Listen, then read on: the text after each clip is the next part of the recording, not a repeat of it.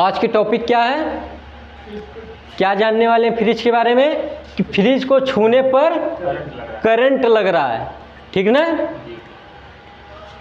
देखिए फ्रिज को छूने पर करंट क्यों लगता है, फ्रिज को छूने पर करंट क्यों लगता है। फ्रिज के अंदर इलेक्ट्रिकल वायरिंग की जाती हैं, इलेक्ट्रिकल वायरिंग की जाती हैं, ठीक है। अब देखिए ध्यान समझिए, अब फ्रिज के अंदर एक बॉडी अर्थ का तार भी लगाया जाता है।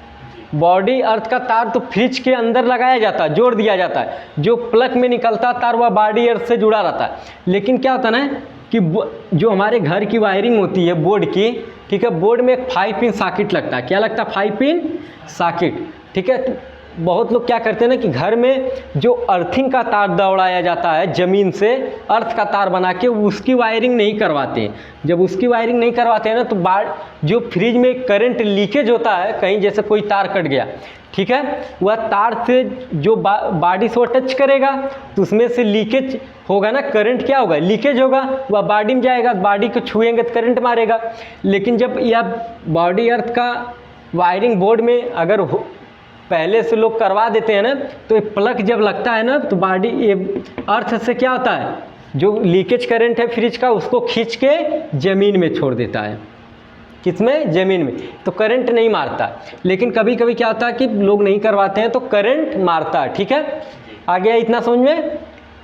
आगे देखिए, अब फ्रिज में करंट क्यों उतर रहा है।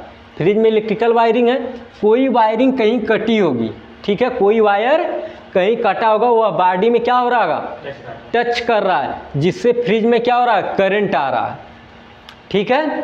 तो इन चीज़ों को हम लोग ढूंढेंगे, कौन सा वायर कहाँ कटा है जो फ्रिज में टच कर रहा है, ठीक है, कि फ्रिज में करंट आ रहा है। अगर वायर नहीं कटा होगा तो थर्मोस्टेट, डोर स्विच, ठीक है, बल्ब जो लगे हैं ना, इसका कोई थिम्बल पिन बॉडी से टच कर रहा होगा, ठीक है, तब भी करंट आ सकता है। तो इन सब चीज़ों को देख के हम क्या करेंगे, आप लोग सही करेंगे, ठीक है। अगर यह सब चीज़ें सही हैं फिर भी करंट आ रहा है तो हम लोग कंप्रेसर से OLP और रिले को हटा के कंप्रेसर के टर्मिनल पॉइंट को चेक करेंगे, ठीक है, तीनों को। देखिए OLP और रिले का कनेक्शन हटा दिए कंप्रेसर से, मल्टीमीटर को ले लीजिए, इसको कंटिन्यूटी मोड पर सेट कर दीजिए, ठीक है। अब इसका एक तार कंप्रेसर के टर्मिनल पॉइंट पे रखिए और एक तार इसके बॉडी पे, इसके बॉडी पे काला पेंट होता है, उस पेंट को फाइल के द्वारा, ठीक है, साफ कर दीजिए, जिसको रेती बोला जाता है, ठीक है। रेती के द्वारा इस पेंट को हल्का से कहीं पे साफ कर दीजिए, जहाँ पे साफ करेंगे ना, ठीक है, वहाँ पे लगा दीजिए। लगाने के बाद तीनों पिनों को बारी बारी से चेक करिए। अगर किसी पिन पर कंटिन्यूटी मल्टीमीटर बताएगा तो कंप्रेसर क्या है, 60 हो गया है। क्या हो गया है? 60 हो गया। जो इसके अंदर बैंडिंग की गई है वह बैंडिंग कहीं कट गई है, जो कंप्रेसर के बॉडी से टच कर रही है। तो कंप्रेसर अब फ्रिज में ही लगा है ना, फ्रिज में ही लगा है, तो कंप्रेसर में जब करंट आएगा तो पूरे फ्रिज में करंट आएगा। आ गया समझ में?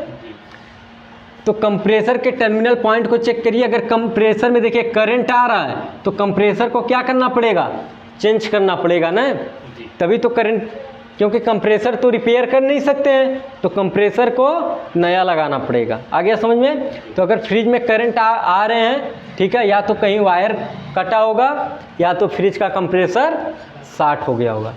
आ गया समझ में? ठीक।